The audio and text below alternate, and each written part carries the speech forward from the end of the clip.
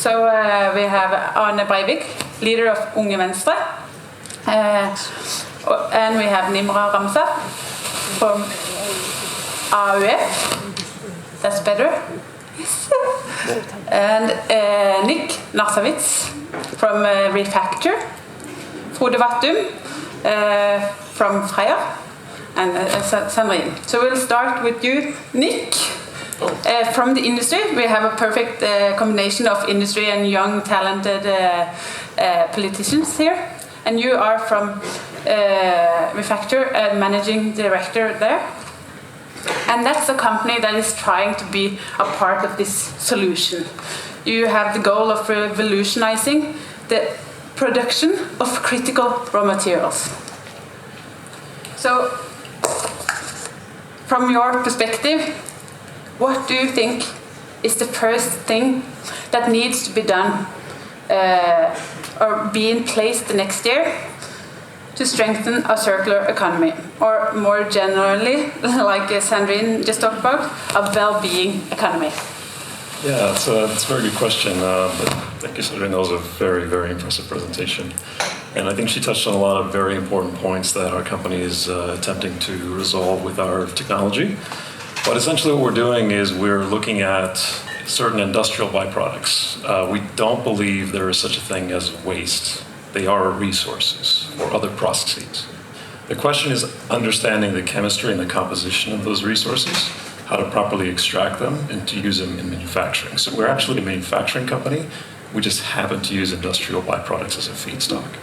So Norway, we found, is a fantastic, fantastic breeding ground for that opportunity. And for within like the period of a year where we are today, it's all about assembling our systems and testing various feedstock. But we think it's critically important to raise awareness about these resources and how valuable they are.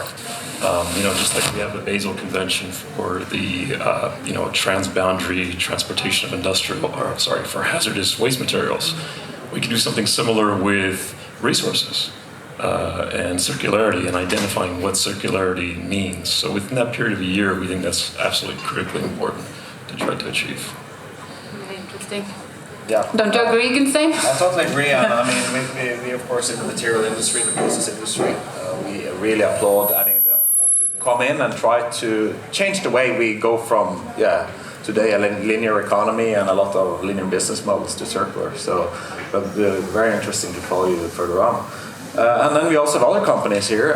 Frode, you come from Freyr, as we heard. And you also have a very interesting background because you have been sitting on the board of different NGOs like World Wildlife Fund and also now SOS Barnebryn. So you've kind of seen some of the worst consequences of this kind of man-made resource extraction. Exactly as Sandrine said, often in other parts of the world, so we don't see it. We just sit there and consume. And not only you are VP Sustainability in Freyr, and you're kind of in the middle of this resource rush because we need energy, we need battery storage, but at the same time we need to do it within the planetary boundaries and so on. So my question is more, how do you in Freyr foresee how we can work with this and work within the planetary boundaries and still be able to be part of the solution? Thank you for that introduction from both of you. It's a very complex topic, so it's difficult to keep that in so short